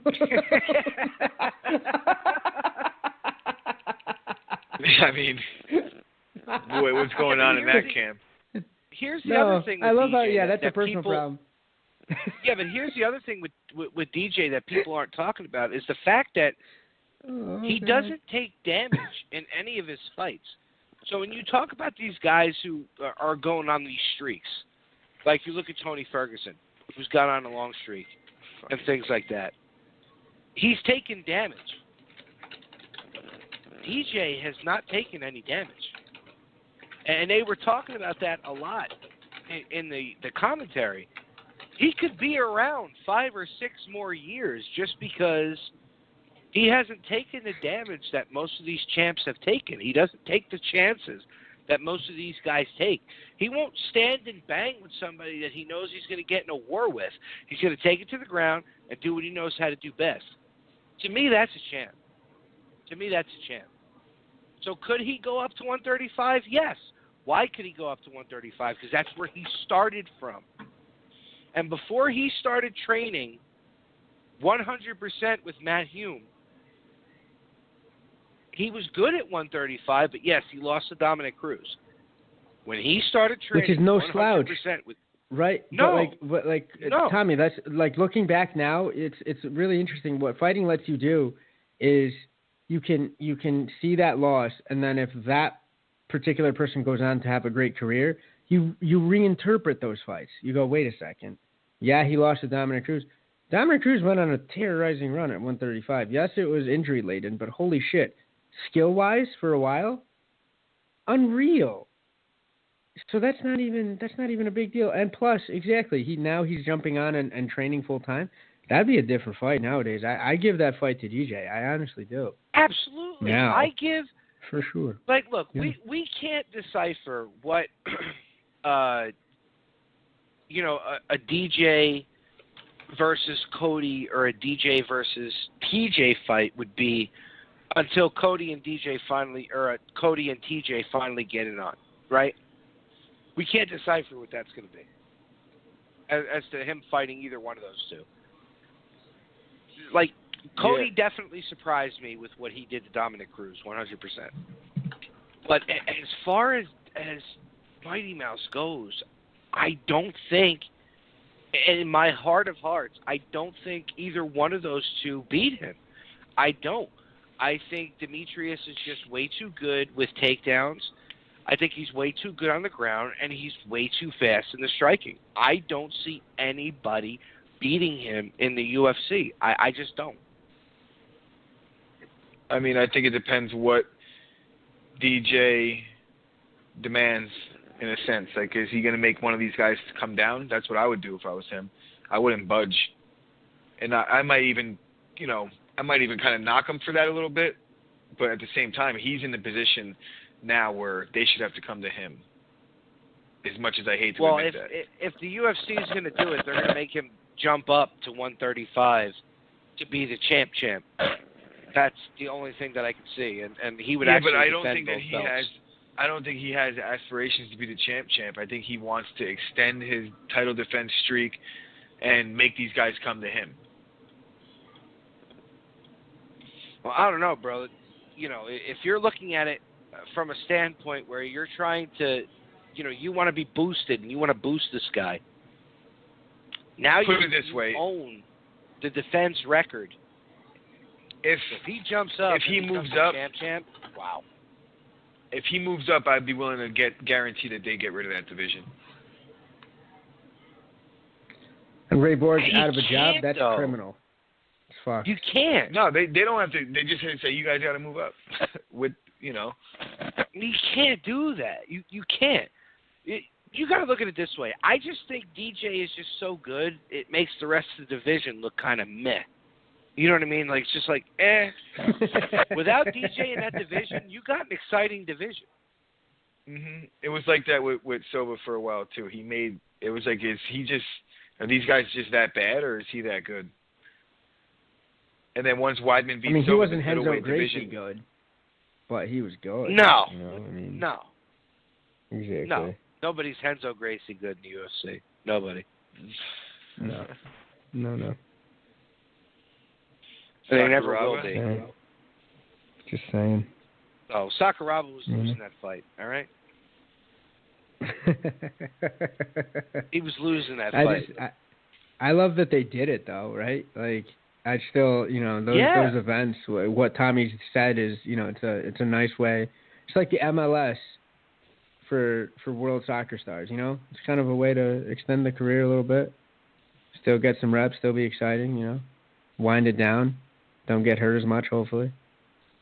Just go out and do it. But I mean, you can't take anything away from DJ. And just like we were saying, my God, that fucking suplex into an armbar, the timing he had for that.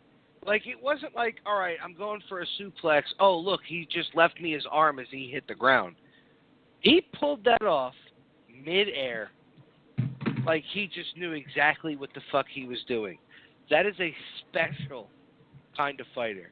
Nobody can deny that. Omar, you being the jiu-jitsu guy like I am, what did you think of that? I thought it was one of those things like when I first heard a Jimi Hendrix album when I was young. and my head just absolutely got blown the fuck off my neck and body. And I was like, holy shit, what am I experiencing right now? Had to go back and, sit on the couch and steady my feet. The shit's can't even insane. figure it out still. I still can't even figure it out. He did it. I've watched that fucking like highlight 100 times, and I'm like, yo, how the fuck?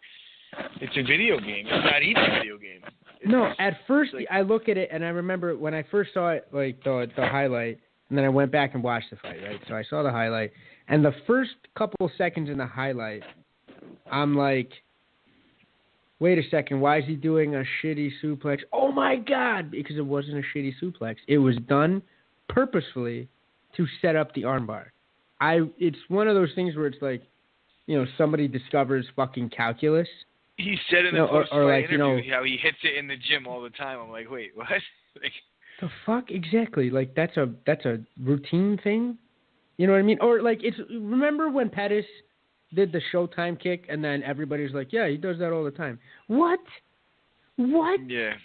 Like, yeah, just, oh my Lord, I couldn't get my. You can't defend things like that because you've never seen them before.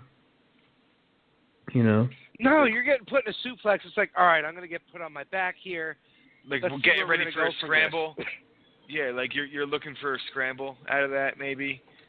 But you know what? Big ups to Ray Borg for sitting trying to fight in out of that it. armbar. Right. I mean, holy shit. Jesus. I don't agree with people doing that. Well, when we get to the next fight that we're about to talk about to close out the show, sometimes you can sit in it because there's a way for you to roll out and escape it. But the cage definitely played a factor into that. DJ did it perfect where he was just up against the cage, and Ray Borg had no place to go, but he fought it. I love how Ray Borg was still looking to hitchhiker out of that shit, wasn't he? Like, for a half second, he was like, you know what? I'm like, holy shit, what are you doing? And you see DJ look back down at the armbar like, nigga, what? Are you okay? I guess I'm going to have to break it then. And then he readjusts and clamps back down on it. And still, Ray's like, no. Tap, Ray. Yeah, he really did not want to tap, man. He really didn't. So, yeah, I mean, and Eddie Gordon, love him to death. He sent out a tweet as soon as that fight happened. How are you not promoting this man? Talking about DJ, and he's 100% right. 150,000% right. Now they need to promote him. Yeah. Because the one knock, remember when people were saying, hey, he wasn't finishing fights and shit? And, they tried to come back out with that. And then he stepped up his game to the point where he's inventing fucking shit, for God's sakes. You know what I mean? Like, come on, man. What does a man have to do to get a little of that marketing machine back in him? And this was the co-main? Oh, fuck. He's got to fight a fucking name. He's true. I mean, you're not lying, man. That's it. Yeah, you just and you know what else he's got to do? You know what else he's got to do? He's got to do what he did after the fight and like not be like so gracious. He talked shit still. He was like, I told you I was going to do whatever I wanted. Like he kind of still, he made it almost like, fuck you guys finally. I'm glad he kind of acted like that a little bit. Because you got to promote yourself, man. You got to be that guy. Yeah, but that's what he got Malky for. Malky just talks shit. That's what he got him for. You know what I mean? His management team. That's what he got him for. So DJ didn't have to fucking do it. But at this point, they have to promote this guy. They have to. They have to do it because if you don't, you're gonna sit there and show that you don't give a shit about a fighter who just broke your ex-Golden Boys fucking record. Because before there was Connor. And I mean, GSP was in there around the same time, but Anderson was the UFC Golden Boy. As much as Dana White used to bash Anderson towards the end, when, he was doing those bullshit fights like with Damian Maia and stuff like that, they were blowing Anderson Silva left and right. Well, now DJ just broke that record. So now you need to blow this guy a little bit. And did you notice when Dana put the belt on him, he almost looked upset, like, damn, I can't believe I have to do this again. Did you guys notice that at all? Yeah, I mean, Dana, they have no choice. You're right, and Dana definitely has a little vendetta against DJ because he didn't want this fight. Dana did not want, and he lost, and it's the first time in a while that you'll see Dana White take an L like this, where they went at it. You know, like they were going at it for a while. It got bad for a little bit. Yeah, but you know, in my eyes, DJ did the right thing. DJ gave the fight to the fighter who deserved the fight. The guy's ranked number 1. He deserved it. He worked his way up to a title shot. I respect that. I do. I respect it. 100%. You worked your way up here. You deserve this shot. Speaking of title shot, who do you think's going to get it? Good call. Honestly, I think Dana's going to wait to see who the winner of Dillashaw and Cody is, and then offer the winner of that to DJ because, you know, you're going to have to wait and see who the winner of Jimmy Rivera and Dominic Cruz is for the shot at the title. So to get a fight in between, that's what I think they're going to do. I agree. I think that's the right move. You know, not like the Dellin Betances fucking move right now. I should shut this off because I'm starting to get pissed. Yeah, I know. It's throw a tough fucking strike, asshole. So that main event, huh? We haven't even gotten to that main fucking event. It's very hard Jesus to do a Christ, podcast guys. this late at night when you have a fucking game that we're emotionally fucking invested in on. All three of us, too. Yeah. I'm fucking biting my nails. I know. I I'm apologize with it. because of the... Exactly. Don't apologize. It's the yak and mild. Could blow this whole fucking thing right now. Up, here comes Girardi. It's that Anyway. yak and mild right there. That's what it is. So, But, just like Omar said, that main event. Well, you know what? What I wanted to tie into here, for another big fuck you to Derek Lewis, who pulled out because of a, two herniated discs in his lower back. Spinal. Kevin Lee came on out with staph infection and no antibiotics, and still came out and fought and put on a fucking show. Once again, I have to retract. Kind of makes you wonder. Yeah. What if? I have to retract my statements about Kevin Lee not being worthy of a shot because, I mean, Jesus Christ, he put on a fucking show. He put on a show with El Kukui. I mean, yeah, Tony I'm a Kevin Lee fan after that, after this fight. Yeah, Tony could sit there and say, yeah, I let him fall right into my trap bullshit. He was fucking hitting Tony with everything but the kitchen sink, and bro, he full mounted him. Nobody's like, yo, let him. He full mount. Yeah, I'm gonna, I'm gonna let him full mount me. What are you, fucking Hickson Gracie in his prime versus a wipeout? Nobody says or does that. Go fuck yourself. Yeah. And there's no part of any plan that involves getting full mounted in an altercation that involves strikes. I don't give a fuck what you want to say. Or all right? anything, Stop for it. that matter.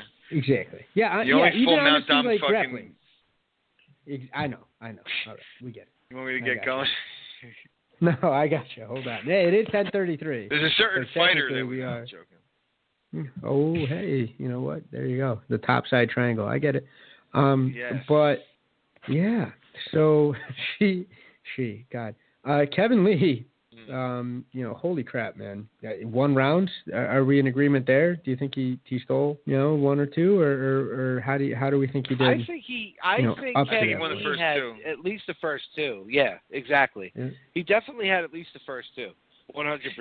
And the better part of the third until he got it just turned around. But I think that Kevin Lee was visibly tired after the second round, and I think they even alluded to that fact that he said something in his corner, like, I'm really tired. But I think that was expected with the situation that he was facing. Well, yeah, fuck, dude, the guy's fighting with staph infection and no antibiotics. I mean, wow. That explains the weight cut issue. That explains a lot. It explains everything, right? Like, I flip-flopped as bad as Tommy did at the beginning of the show. There's something there. I remember calling him John Kerry, I think, for some reason. Don't remember why. But it was as bad. Like, once I found out the story behind it, right? And weren't we all in a thread where Tyler King was like, yo, what the fuck? Somebody make weight, for God's sakes. Like, I was with it, too, without knowing all the facts. I was firmly in that camp. I think everybody was. Like, you know, and also, didn't we hear, like, hey, you know, he had 19 pounds to cut in a short amount of time, and we're all like, well, that's is this what it is. He does for that's fights, exactly too? what it is, but he didn't tell anybody that he had staph infection. So it's just like Chris had said, yes, that 100% explains the staph infection. Mm-hmm.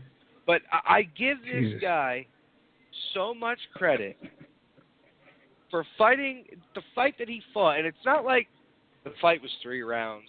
The fight almost went the fucking distance.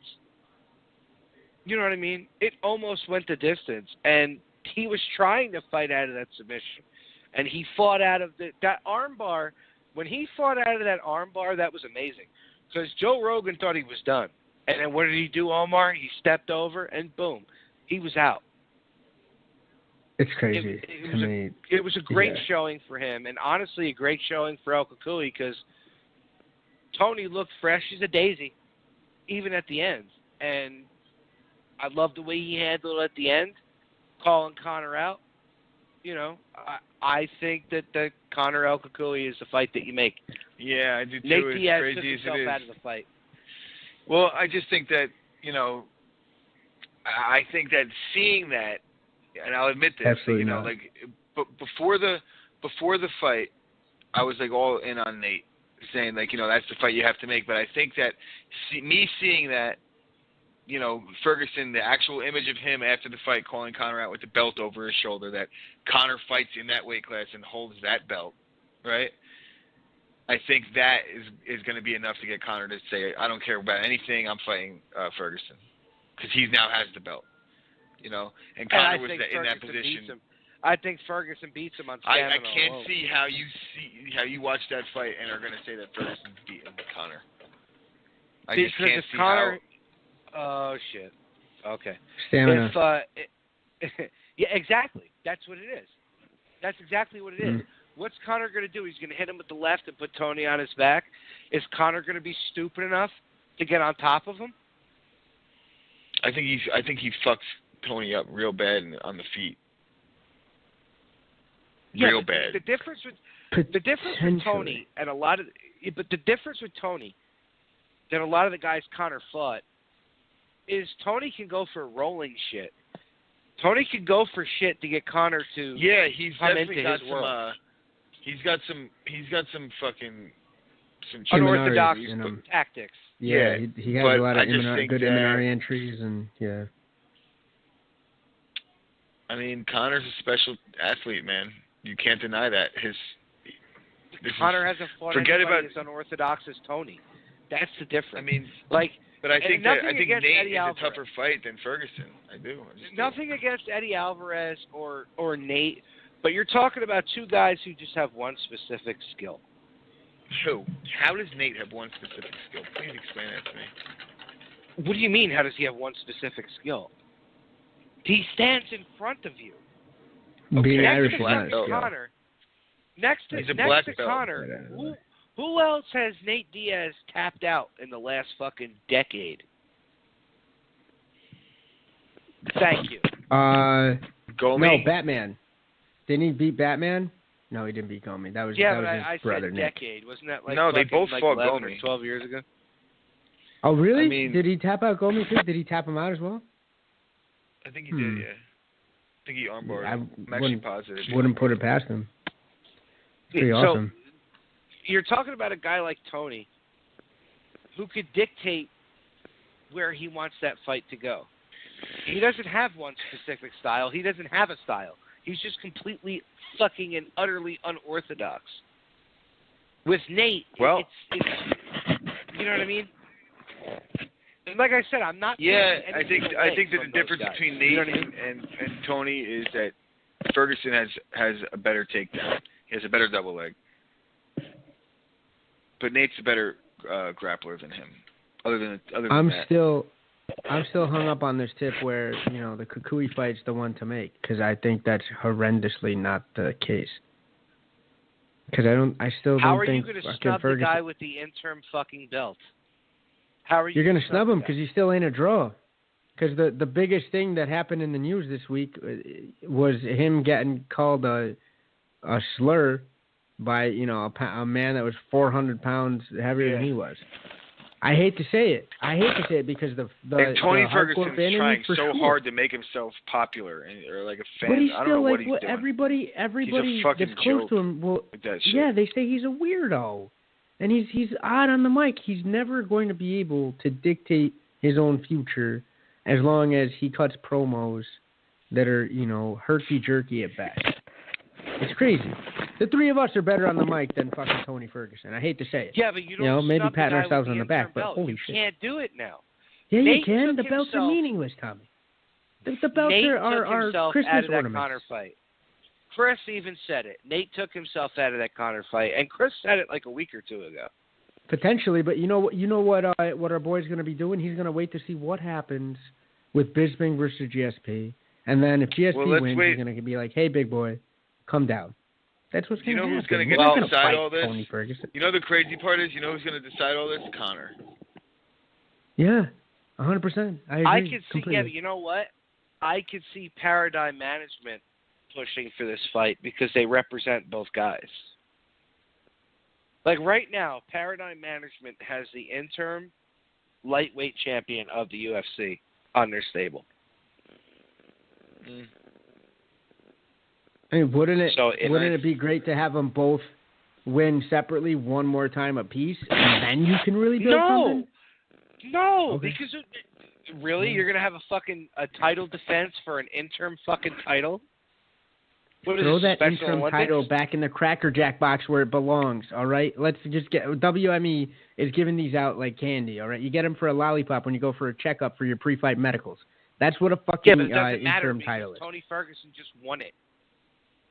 Good for him. I'm it. happy for him.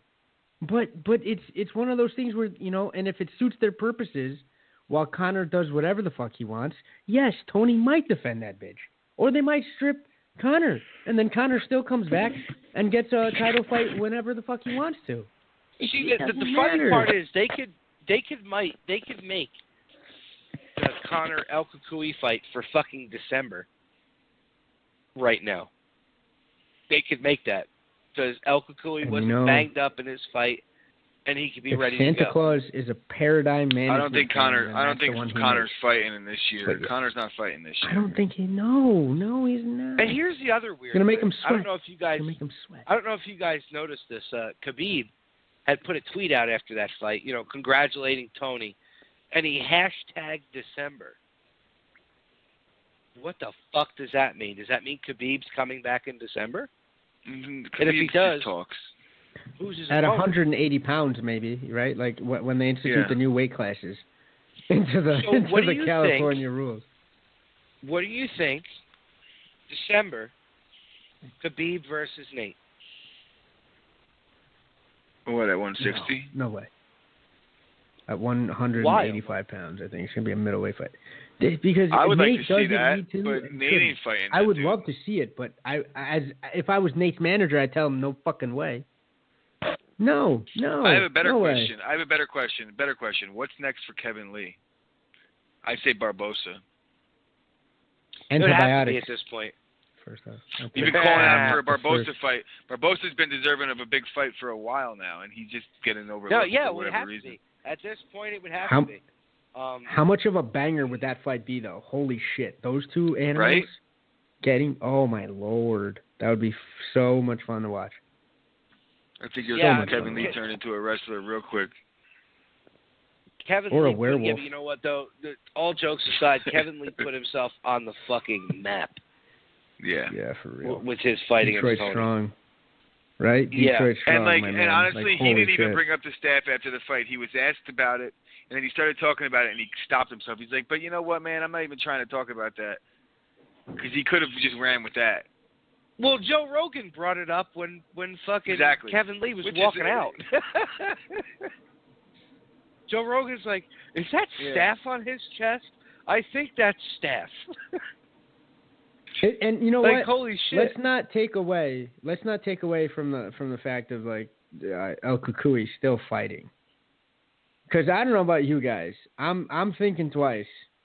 I'm a crazy motherfucker, but I'm thinking twice if I'm like, yo, wait a second, that's staph. If the doctors let him fight with it, then I'm gonna say, all right, I'll fight him. No, that's what it comes down to. It's not I don't dangerous. care. Shower right after. Bursts open, unless it bursts open and it's like going Get all that over in my fucking eyeball, right. and then I'm looking like Bisbing for the rest of my life. I don't know, guys. I don't know. That shit's scary. Doctors are, they can get envelopes too, guys. I don't give a fuck, man.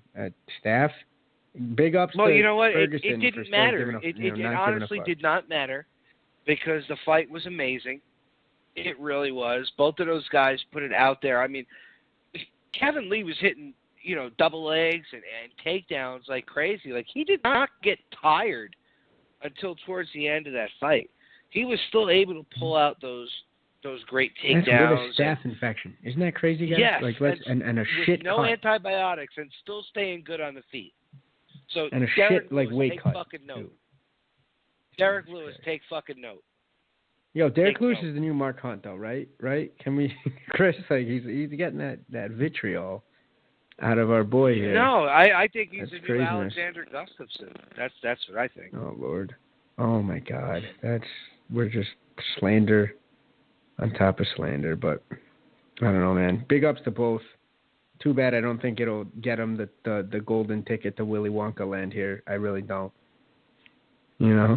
But yeah, like Chris said, Kevin Lee and Barbosa would be a good fight.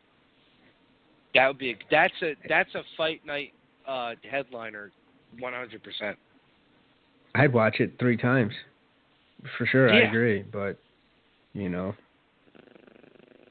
Yeah, I mean, because Connor's probably going to sit on his belt for another 2.5 years, and Ferguson will just take another hold boxing on to that. match, Connor. Don't listen to Tommy.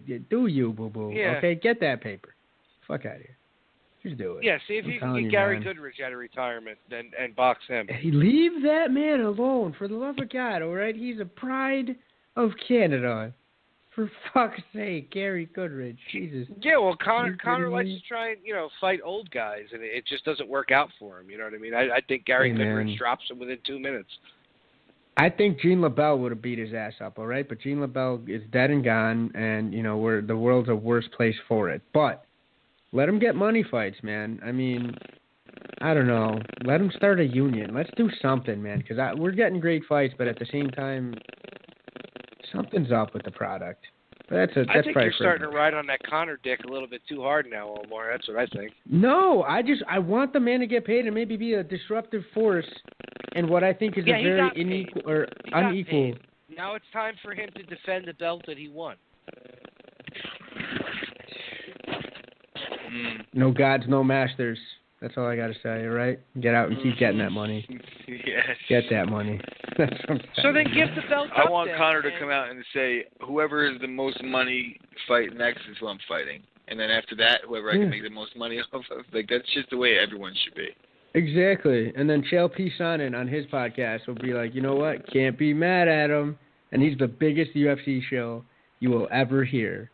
Ever. And he still will probably be like, yep. Connor's just doing. He's carrying out the formula that I put out. Biggest money fight. It should be Ferguson and Connor. At this point, it should be. Sure. And Ferguson's not going to let up. That's what I want to see. I want to see because I don't think the Nate fight's going anywhere. No. Nate's not going to lose to somebody else because he's just not going to fight anybody else. No, but you know what, Ferguson? I mean, because Ferguson's still talking shit today.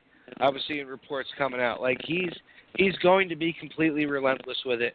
I think you make that fight. Yeah, which is almost going to be like a detriment to him because he's an idiot when it comes to shit talking. So he's terrible. No, it doesn't matter. He's fucking terrible. He does his talking in the cage.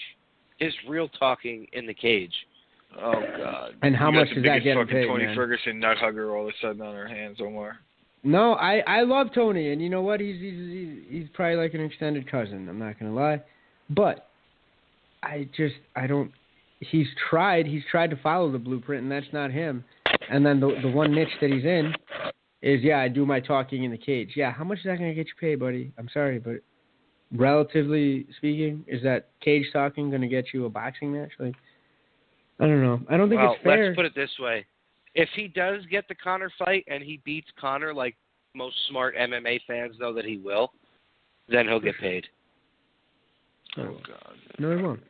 No, he won't. He still won't because he's still not able to sustain that star power. And I think if anybody's smart, that Conor, dude, if he derails that Conor train and takes the belt from him, Dana will latch himself to Tony because that's what Dana does.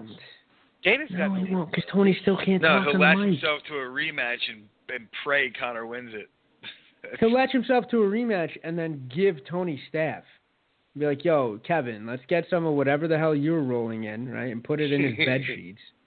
And fucking give him something and hope his leg If Conor does end up losing that belt, you will never see him in the MMA cage again. You'll never. And he'll see still him. be getting paid more than 90% of MMA fighters, period, doing whatever he wants. All right. Period. Fighting again if you... Yeah, and that's fine. Do it when you lose the belt. So you're not holding up divisions anymore. Joe Rogan people aren't said fighting it best. for bullshit belts. St. Joe said it best, though, right? Conor McGregor could take his dick out and put it in a punch bowl, and it would get more pay-per-view buys than a lot of these so-called pay-per-view stars right now. I heard that today, and I almost flipped my car over on the way to work. It was rainy, and I should have been paying more attention. That notwithstanding, the man's got a point. It's still one of those things where he's running the show because he's the one generating the cash still. And that's sad for the company to have to put all their shit in on one person who really but they did it to doesn't themselves. Want to be there. They did it to themselves. They tried to go the NFL route and say, hey, listen, the Shield is more important than the stars, right? And then one guy came along and flipped that around. And you didn't have other stars to counterbalance that meteoric rise that he had, So in a big way, it was, big management, getting fucked over by labor at this point. Right now, who knows? But Tony should fight him. I agree. And if they do fight, I do agree as well. I think Tony eats his ass like groceries. I really do. But I don't think we'll ever see it. Or if we do see it, it'll be as stale as Mayweather Pacquiao. I really, I don't think it's, going to happen, guys. I hate to say it. So, well, we'll see how that unfolds in the time that we have. But speaking of time, right now, guys, I think it's time for us to wrap up.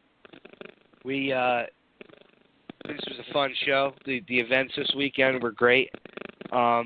Next week, I'm very excited. We have on the former Bellator light heavyweight champion, Liam McGeary. He said he's coming on, and he's got something to get off his chest. So I'm stoked. Fucking excited. Holy shit. Yes, I'm excited. Yes. I've had many conversations with Liam, watching fights. You want to talk about a guy who'll make you laugh your ass off, and he's the one British guy that will go on the ground and get ready to go, not like Cyclops that's holding a fucking belt that he got lucky to get in the UFC. But we won't delve into that too much. I've always been a fan of Liam. Big deal, man. He's one of my favorite fighters for a reason. Guy's game. But yeah, Liam's one of the funniest dudes I've ever heard talk in my life. I've never actually spoken to him, but his interviews are you're gonna love it, dude. Quite fucking entertaining, love it, to say the least. And his fights, and what it really comes down to is the dude could fucking bang, and he can choke you out. He'll strangle you or he'll knock you out. He'll hit a fucking triangle. He'll hit a triangle when you have him inside control. That's just how crazy his. And his size presents just crazy, unique problems. You don't see guys that are that big that have that kind of movement on the ground. Yeah. So we're excited to talk to him, and And then on October 23rd, it is the 1-year anniversary of the Pride Rules podcast. I'm not going to say who our guests will be yet. We'll save that. But it's going to be a good one. So a shout out to our sponsors, 80K Fightwear, Black Hole Jiu-Jitsu, Madama Jiu-Jitsu, 2-Minute Warning Sports. Guys that are listening, check out the Shenanigans podcast with Scott Brennan. Standing 8 Count with Aaron. That's a great boxing podcast that's here on Blog Talk, another part of 2-Minute Warning Sports. Combat Conversation with Will Kreider. You like that? You like that, Omar? I got it right this time, right? I thank you. Not conversion, not 2-point conversion, not combat sequencing. And shout out to William for being such a nice guy and never correcting you. You said it wrong like 4 times, and he's like, yeah, man, it's my podcast. Not that one, but the other one that I do with the other name. So check out. He's gracious. Yeah, check out Combat Conversation on Sundays with Will Kreider. Guys, 50 episodes. Don't forget about Diana and her submission match on Sunday. Oh, there we go. Yeah, the guy who's smitten but won't fucking pull the trigger. This is because she's not fucking 17. Oh my God! It's 18. Come on. Yeah, it's 17 and 18 in 2 days. That's what you go for. Chris has a stopwatch for each one of them. Like, what? It looks like we got 10 days. And that's 36 minutes. We should come up with an app. Oh no. Oh, God, let's get this one out of here before we have the FBI knocking on the door. Exactly. That's what I have to say to that idea. That idea just gets I don't start any of these jokes. All right, I'm the brunt of them. I know, but still. I'm going to get Tommy back so bad. You know the sucky part about Tommy is that he's got a wife and kids, so I really have to hold back with my... I get it. That's fine. With my attack. You're man of God. Selective. You're man of God. You know, I appreciate it. We all can just go all out on me. That's fine. Yeah, but just remember something, Chris. You could say what you want about me. Remember, I can be very fucking devious and get back at you when there's a guest on, like I did with Diana. Oh, no. He slow plays it. He does. He's slow play. Yes. Diana. I'm like a chick in that aspect where I'll remember you said something and I'll wait. Like, I'll even wait 2-3 years later. Don't think for 1 second that all these things are going unnoticed and, like, I'm just letting you have this win. No. This is... I'm telling you. You will pay. The first podcast that we do all together is just going to be Chris just, like, throwing spitballs or something at fucking Tommy. It's going to be nasty. I'm going to fucking mat the room. I'm going to mat the entire room. And me and Tommy are going to fucking have a submission match with strikes. I want to have nothing to do with this except be the referee. That's all I want. I want to be the dude in the No, box, that's cool being like, because okay, I guys. have something for that. Bro, I'm a heel. I have something for it all. Trust me. Test. Trust me. Yes, test for that. He's waiting on it. It's like, I've had my kids. I'm just going to do the testosterone therapy and be like, right about when that happens.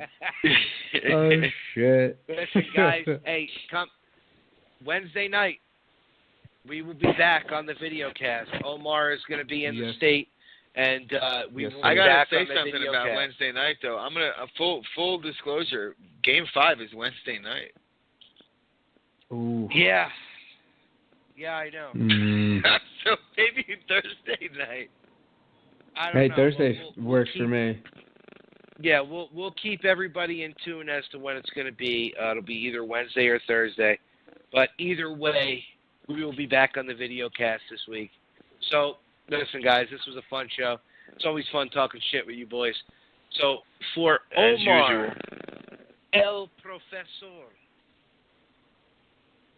and for Chris, the Hoochie Coochie Man, Chris Gucci, I am the Reverend Tommy D. We are Pride Rules MMA. The abridged version of the open. Yeah, just wait till next week there, fucking mister. All right. Take it easy, guys. We are Pride Rules Podcast. Always a good talk time. to you guys soon.